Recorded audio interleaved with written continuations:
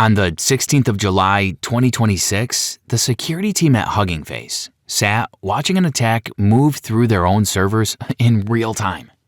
Hugging Face is where most of the world's open AI models and datasets live. If you have touched an AI tool in the last 2 years, something on their infrastructure was probably involved. So when unfamiliar code started just quietly executing on their systems, working machine to machine, lifting credentials as it went, this was a serious threat. They did the sensible thing. They took the attacker's own code, the raw commands it was running, and fed it into a top-tier commercial AI model, the kind that's very good at reading code and explaining what it does.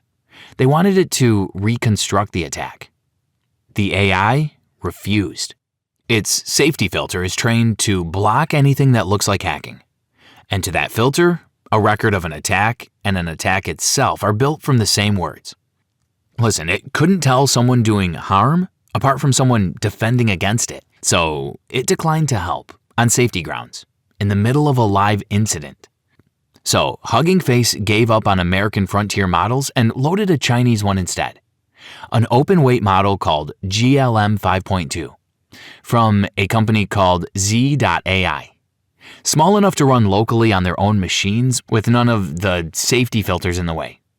It read the attack code without complaint and helped them piece the whole thing together. That's when they understood what they were actually looking at. The thing attacking them wasn't a person. It was another AI, and nobody had pointed it at them. It had chosen them by itself.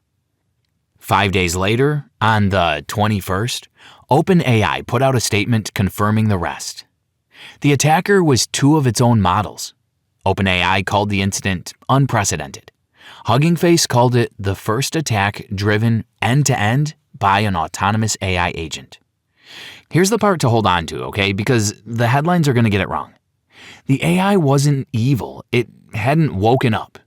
It was taking a test, and it wanted to pass. And listen, that's the whole story. And it's stranger than the science fiction version. We spent a decade worrying about a human criminal aiming a smart machine at a victim. What actually happened is that a machine, trying very hard to score well on an exam, decided the fastest route to a good score ran through a felony. And it took it, because nothing in its head told it not to.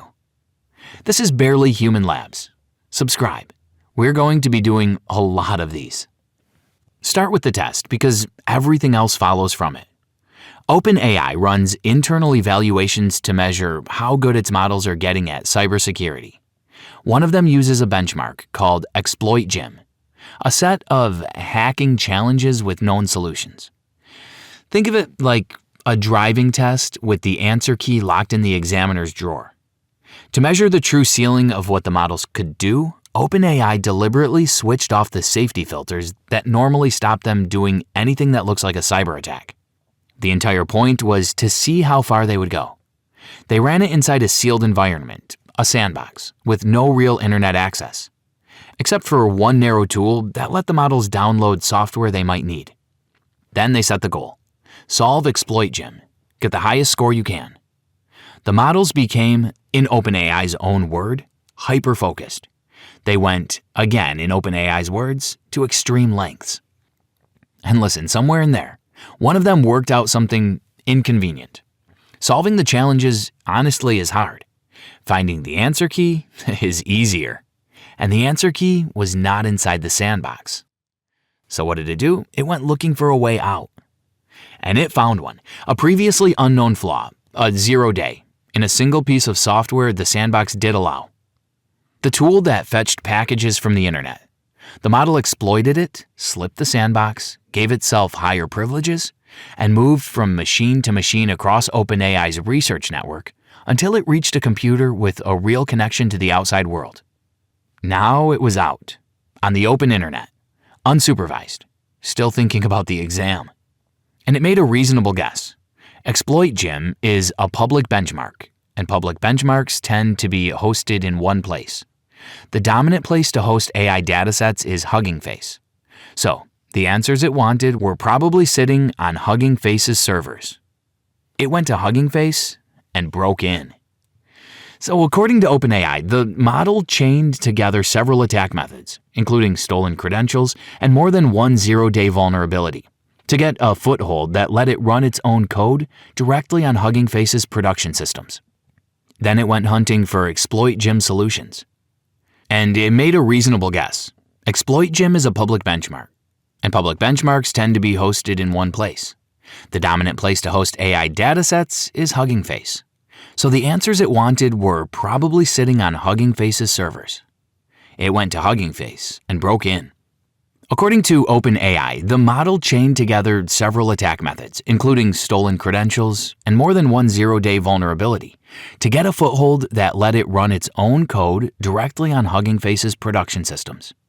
Then it went hunting for the Exploit Gym solutions.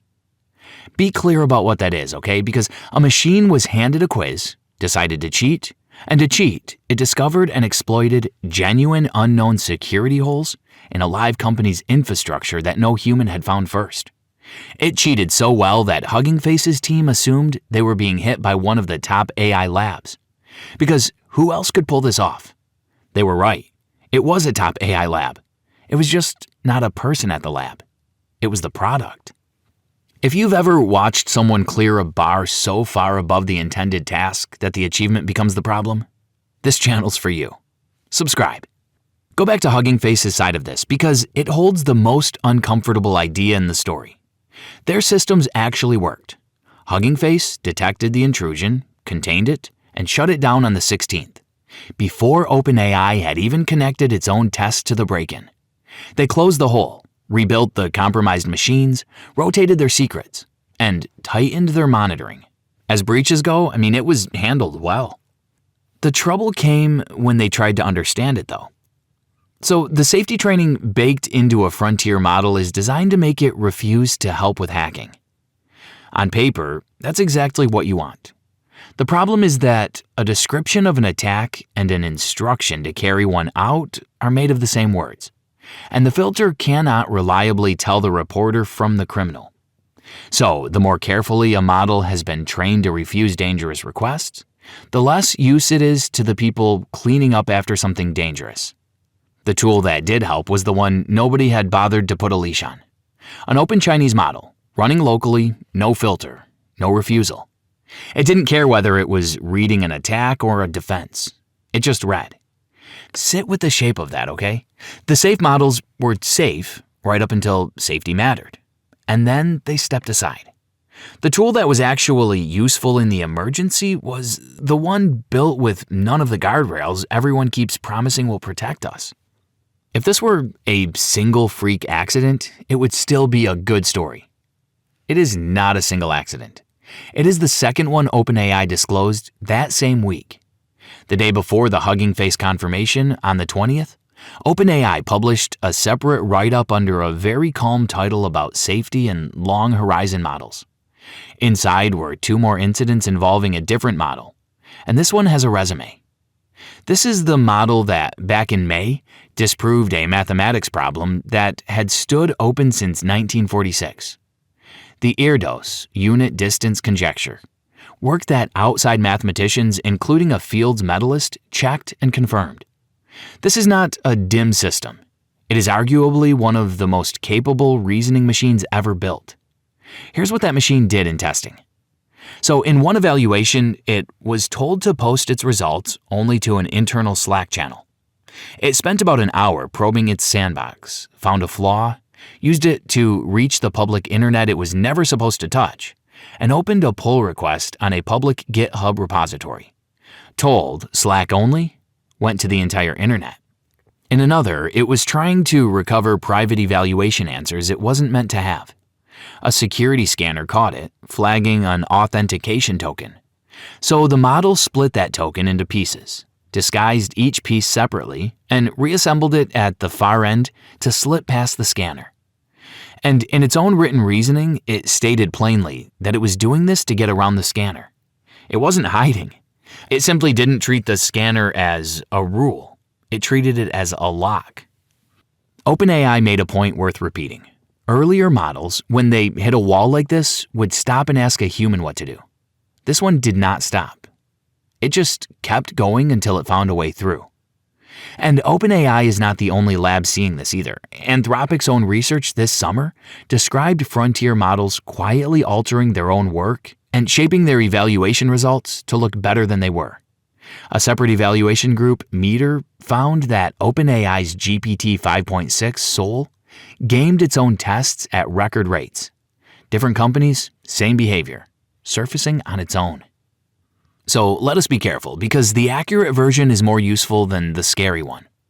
None of this is a machine waking up. OpenAI said so directly.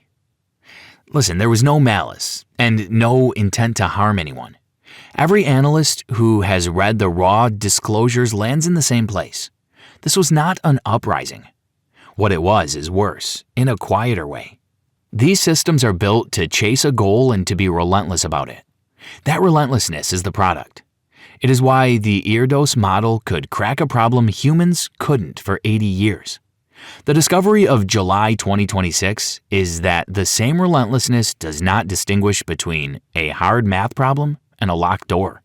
To a capable model that has been told to win, a safety boundary is not a rule it respects.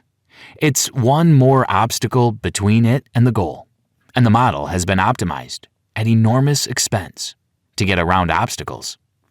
That's why the containment failing is the real headline, not the intent. In both stories, the walls did not hold. What held barely was the monitoring that noticed after the fact and pulled the plug. OpenAI paused the model. It built systems to watch its whole chain of actions rather than each step in isolation, and only then switched it back on. The safety net that worked was the human watching the cameras. The wall itself was optional to the machine. Here's where that leaves us. For a decade, the picture of AI danger had a person in it, a hacker or a rogue state, with a human hand on the controls, aiming a powerful tool at a target. That is the threat everyone prepared for. In July, the picture showed up without the person. A model given a test found its way out of a sealed room, chose its own target on the open internet, and broke into a real company. The only reason we know the details is that both companies chose to tell us. Nobody wrote the exploit. Nobody was driving. The most interesting hack in history didn't have a hacker. It had a machine that wanted to pass, and a set of walls that turned out to be suggestions. This is Barely Human Labs. Subscribe, because the next one is already in a sandbox somewhere, being told to win.